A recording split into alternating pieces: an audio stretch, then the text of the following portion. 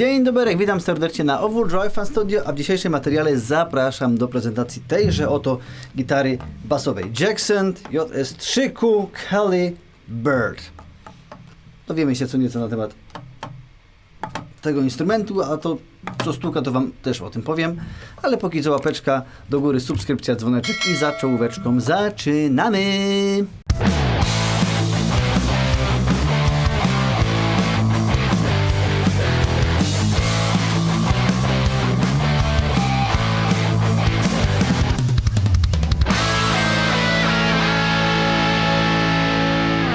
No, co prawda moi stali widzowie wiedzą, że miłośnikiem gitar Jacksona nie jestem, no ale trafiło się to cudo, więc będąc obiektywnym, traktując to jako gitarę, a nie jako coś, co mi się podoba, bądź też nie, postaram się wam ten materiał nagrać.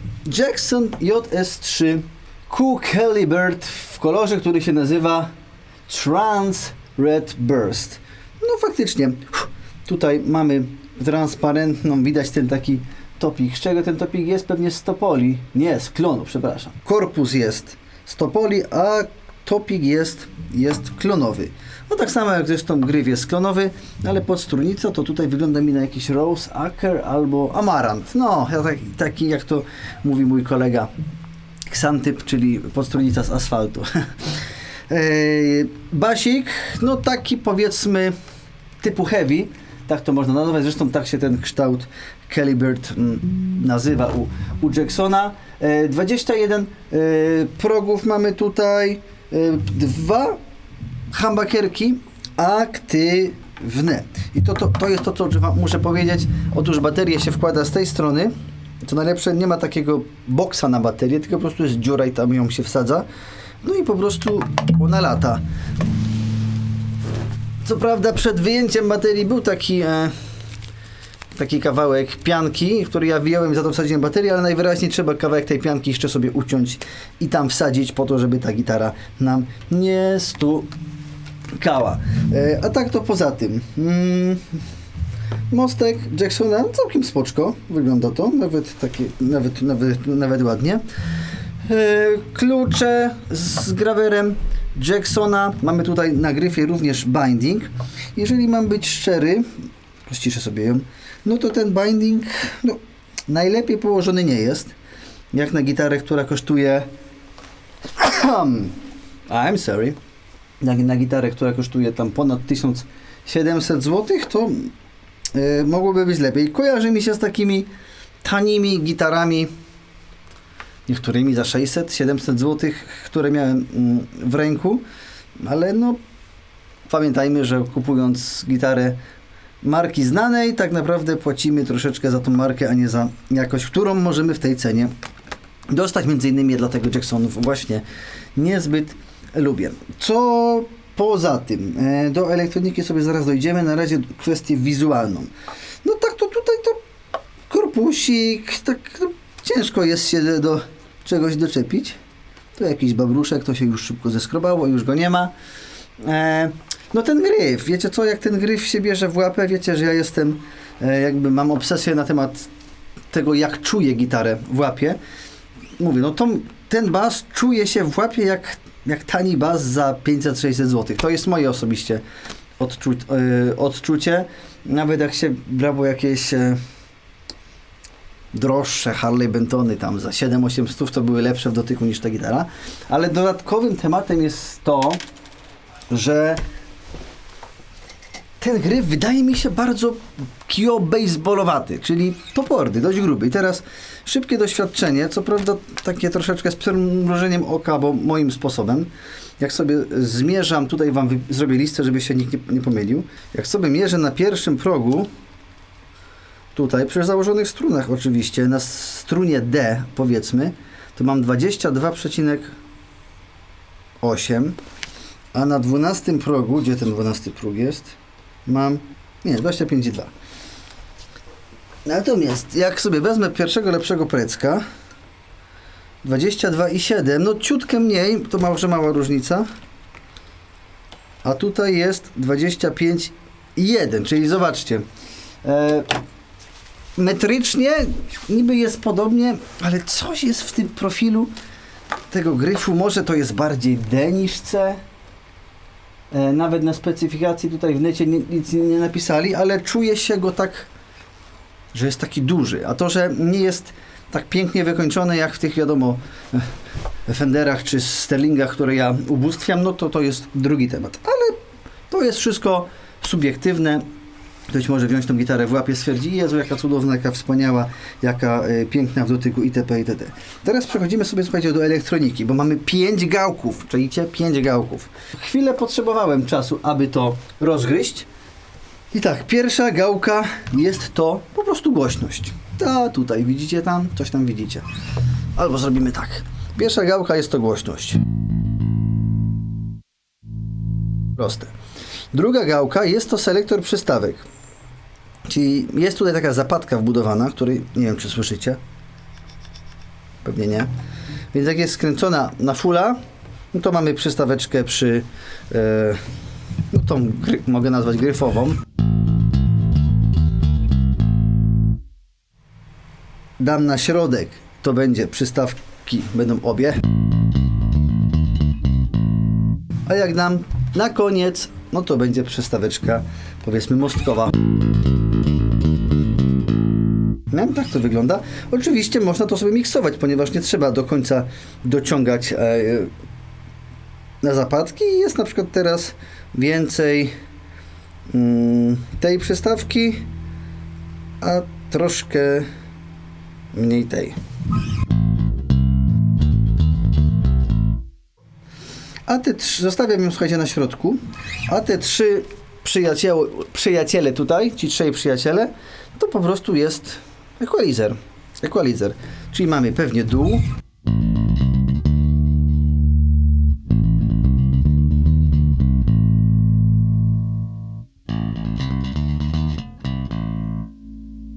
Środek na full.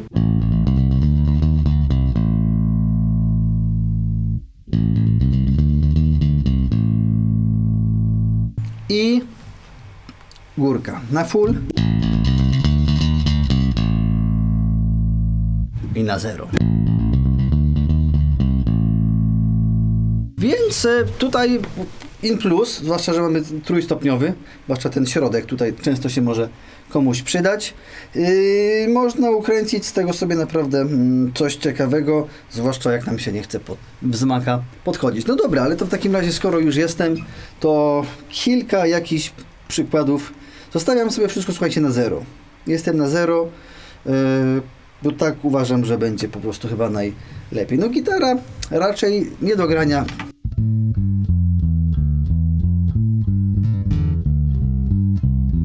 Czy tam jakieś polki.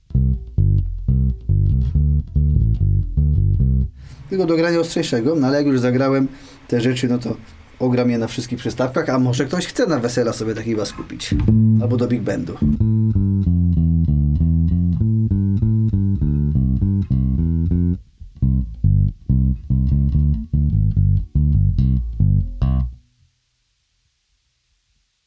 A, i mostek. O, to na mostek do jazzu.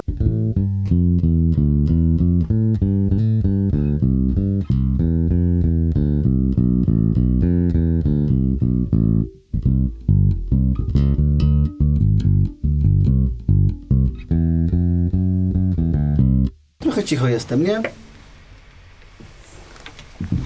Ale wiem.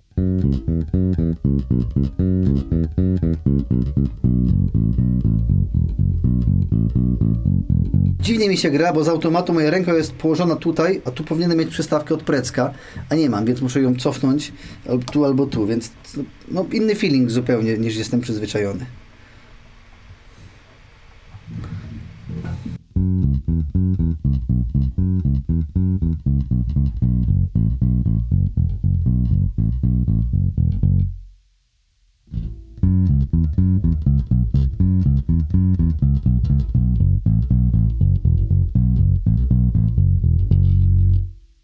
A takie coś przejdzie?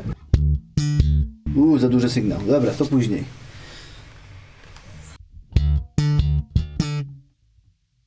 Mam nadzieję, że nie przewala.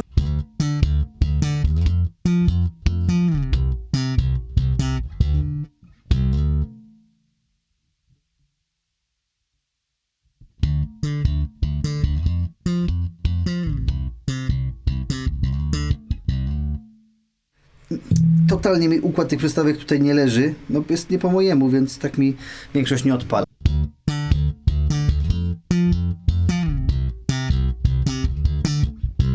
A, już za trzecim razem lepiej, nie?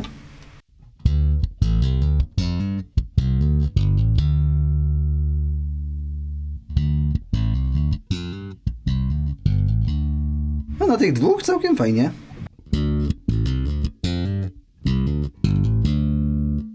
Dobra, ale bierzemy, słuchajcie, kostkę. Przecież to służy do grania kostką.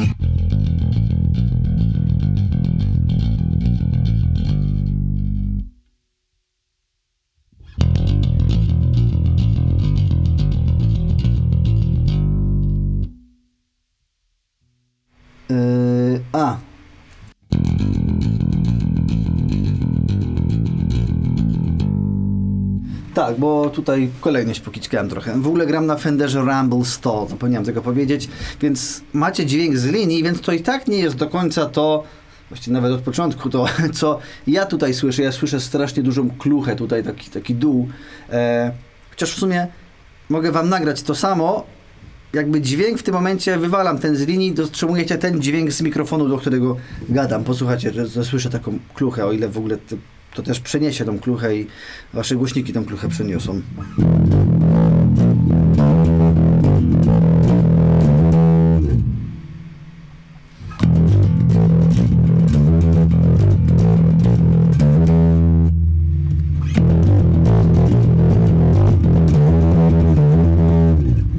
No, tak to jakoś wygląda.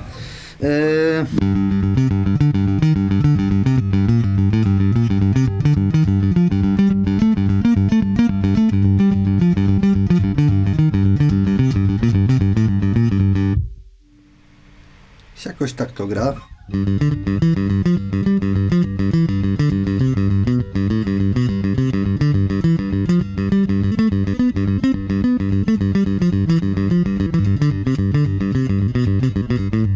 Wyszły mi dwie zupełnie inne skale, ale tu wcale nie o to chodzi.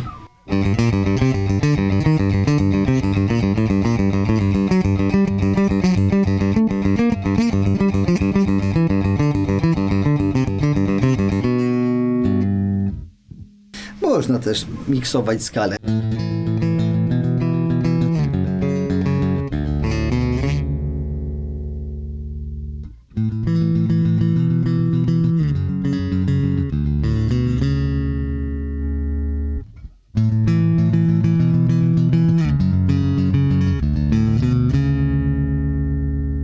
Dobra, no słuchajcie, tak to gra. Jeszcze mogę drive'a włączyć. Tutaj mam wbudowanego drive'a w tego Fenderka. No to taki bardziej może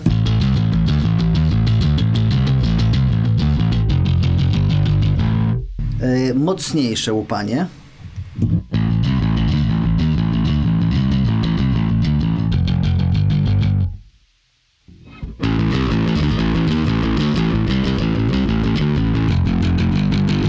Nie gram jakichś konkretnych numerów, po prostu to, co mi pod łapy wejdzie.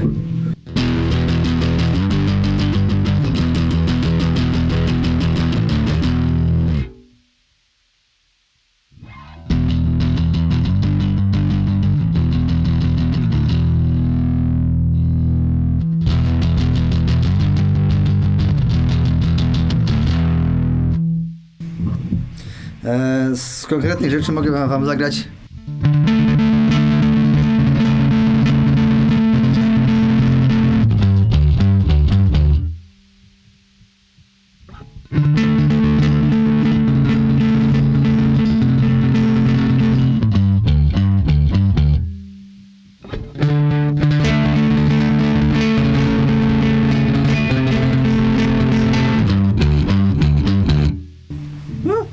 Chociaż ostatnio jedna uczennica przyniosła histerię, już nie pamiętam.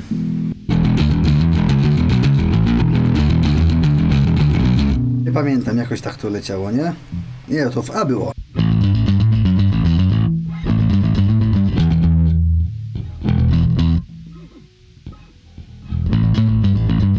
Ja już nie pamiętam.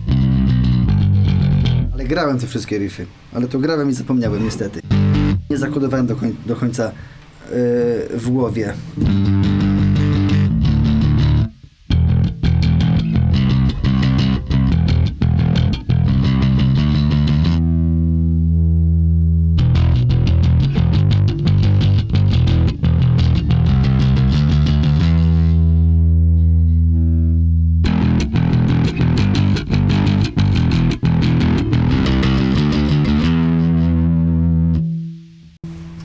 a więc driving i jakoś to leci. Powiem wam tak, dobra, to zostawię na koniec, co chcę teraz powiedzieć, ale jeszcze odnośnie w ogóle samej manualności. Ja jestem bardziej fenderowcem, jeśli chodzi o basy, no to Precki, jazzy może mniej, bardziej Stingraye. I co tutaj mi nie leży, ale no w ogóle wam powiedzieć, że kwestia tego, to jest i plus i minus. Gitara jest tak ustawiona, żeby tutaj łatwo było sięgać do wysokich pozycji, to znaczy gryw jest przesunięty, a właściwie nie gryw, tylko kształt korpusu. Patrzcie, jak położę sobie na kolanie Precka i mam symetrycznie, to pewnie to widzicie, albo i nie, że tu się kończy pierwszy próg Precka, więc ewidentnie jest wysunięty ten Jackson bardziej od Precka. Dzięki temu, no jak gryf jest w tą stronę, to tu jest łatwiej zagrać niż tutaj na Precku. Ale dochodzi nam jeszcze jeden temat. Temat pod którym, zobaczcie, może jeszcze cofnąć. Precek ma zaczep tutaj, a ten ma zaczep tutaj, w tym miejscu. To jest już co najmniej kilkanaście centymetrów różnicy, więc na pewno punkt ciężkości, jak się wstanie z tą gitarą, będzie tutaj. No i teraz pytanie, czy ta gitara na pasku, z uwagi na to, że gryf tyle wystaje, nie będzie nam leciała łebkiem w dół? Sprawdźmy. Uwaga, sprawdzamy. No niestety gitara leci. No i zacznijmy od tego, że zobaczcie, dla mnie przynajmniej niewygodnie. Dla mnie niewygodnie, bo ręka musi naprawdę dość mocno się podnosić, żeby do tych niskich progów sięgnąć. Ale może dla kogoś będzie to wygodne. No dobrze, ale może niektórym to w ogóle nie przeszkadza. Zresztą to jest też dobry patent, żeby bica sobie poćwiczyć, bo jak ten gryf trzeba przez 2 godziny koncertu czy tam próby podnosić do góry, to mimo wszystko mięśnie bardziej pracują. Swoją drogą nie wiem, czy wy to sprawdzaliście u siebie, ale ja mam faktycznie minimalnie lewy biceps mocniejszy i ciut większy od prawego, z uwagi pewnie na to, że właśnie tutaj gdzieś ta ręka pracuje, ale za to mięśnie przedramienia mam silniejsze z prawej ręki niż z lewej. Dajcie znać w komentarzach, czy u siebie jako gitarzyści, basiści też zaobserwowaliście takie dziwne stworzenia. Słuchajcie, tyle. To jest czas na moje podsumowanie. I teraz, będąc absolutnie szczery z samym sobą i z wami, to gitara jest akceptowalna, to, że to nie jest mój styl, niewygodna jest dla mnie podczas grania, gryf mi wychodzi tanio. No te 1700 czy 1800 zł za tą gitarę to dużo, bo za tyle możemy kupić dużo lepszy bas, albo nawet bym powiedział, że za mniejsze pieniądze możemy kupić dużo tańszy bas. Dużo tańszy bas. Nie będę tutaj mówił konkretnie jakie, po prostu wbijcie się na kanał i zobaczcie w historii, co ja tutaj mam za inne gitarki, które wam prezentuję, ale ja rozumiem jak najbardziej potrzebę, myślę, że zwłaszcza młodych osób lub tam tych, którzy chcą spełnienia marzeń i będę to zawsze wspominał. Ja też mam kilka gitar swoich, które są znacznie droższe niż ich realna wartość konstrukcyjna, albo tam wykonawcza, mogę tak to powiedzieć. Ale ja kupiłem, bo chciałem, koniec, kropka. I tutaj po to mamy wolny rynek, żeby każdy kupował sobie co chce i za ile chce. Jakby ktoś miał mi tą gitarę sprzedać, nie wiem, za 1000, to może bym wziął, a inny by skakał z radości, jakby ktoś za 1300 ją chciał komuś sprzedać. Nie, no to w to nie będziemy wchodzić, tak? Ja jestem tutaj po to, żeby wam powiedzieć moje zdanie, moje subiektywne zdanie, a znajdziecie pewnie innych youtuberów, kanalarzy, którzy będą nad tym basem się zachwycali. Mówili, że to jest najlepszy możliwy bas do grania ciężkiej muzy typu Megadeth i tak dalej. Zresztą Megadeth oficjalnie przecież promuje też tego typu instrument. Ja nie, dziękuję. Pokazałem, pogadałem. Zostawiłem ślad w internecie, może w ramach biblioteki moich filmów, które dla Was tworzę. Komuś się ten materiał przyda, bądź też nie przyda. Jak posiadacie ten bas, jak mimo wszystko go chcieliście kupić i kupiliście, dajcie znać w komentarzu, jakie jest Wasze podejście do tematu teraz, a może z biegiem lat. Może wróćcie do tego materiału, nie wiem, w 2038 roku, o ile jeszcze to będzie. I napiszcie, czy coś się Wam zmieniało, bo pamiętajcie, gusta też się zmieniają. Ja się w pierwszych materiałach zachwycałem gitarami za 500 zł, a teraz już może niekoniecznie. Może wszystko się zmienia. Koniec tego gadania.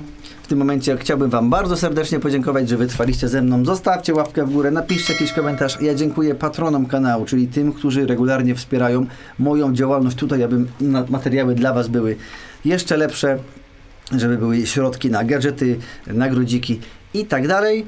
A jakby ktoś chciał sobie ten basik kupić, to w opisie oczywiście link przekierujący do sklepu również znajdziecie. I będzie mi bardzo miło, jeżeli mimo wszystko z tego linku również skorzystacie. Wtedy wspomożecie również mój kanał. To by było na tyle. Dziękuję serdecznie i do zobaczenia w kolejnych materiałach na Overdrive Fan Studio, a no do widzenia, czas na bekę.